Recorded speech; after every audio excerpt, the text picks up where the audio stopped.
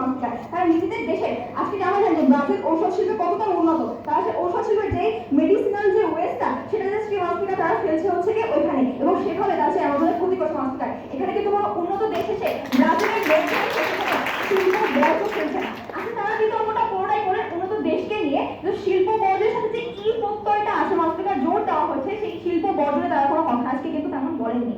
এবার মানসিকতা nuclear West, যেটা আজকে আমাদের এই পৃথিবীর সব থেকে বড় আজকে ক্ষতির সম্মুখীন হওয়ার সমস্যা থেকে নিউক্লিয়ার ওয়েস্ট, তেজস্ক্রিয় যে পদার্থগুলো আছে মানসিকতা সেগুলো নিয়ে আজকে ই ওয়েস্ট মানে লেড, আমাদের দেহের সাথে যে সব থেকে বেশি ক্ষতি করে যেটা লেড, এই লেড মিশে যাচ্ছে মানসিকতার। আর এটা কোথা থেকে আসে মানসিকতার? এটা আসে মানসিকতার যদি দেখি যে এটা নিয়ে আজকে যে ওয়েস্ট ম্যানেজমেন্ট করা দরকার সেটা কোনো উন্নয়নশীল দেশ করে না মানসিকতার। কিন্তু আপনি ফিনল্যান্ডের দিকে তাকান, ফিনল্যান্ড আজকে কি করছে মানসিকতার? আজকে বেড রক দিয়ে তারা একটি গুহা তৈরি করছে এবং সেখানে এই ফুলগুলো ফেলছে যাতে ওখান থেকে কোনো প্রকার কোনো তেজস্ক্রিয় রশ্মি যাতে হচ্ছে কি বাইরে না আসতে পারে মানসিকতার। আর এখানে মানসিকতা তাদের ওয়েস্ট ম্যানেজমেন্টের কাজ করছে মানসিকতার, যেটা উন্নয়নশীল দেশে সেটাই নেই মানসিকতার।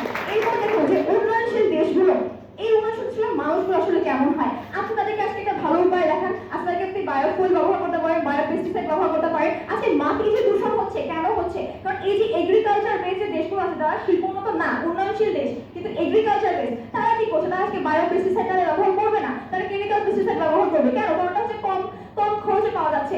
এই যে থিঙ্কিংটা মানসিকতা আজকে আমি আপনি না বদলেন এটা কখনো সে পরিষ্কার করা সম্ভব না মানসিকতা। তাই আমি মনে করি আজকে এই সংসদে কখনোই এই প্রস্তাবটি নিতে হতে পারে না। ধন্যবাদ মানসিকতা, ধন্যবাদ।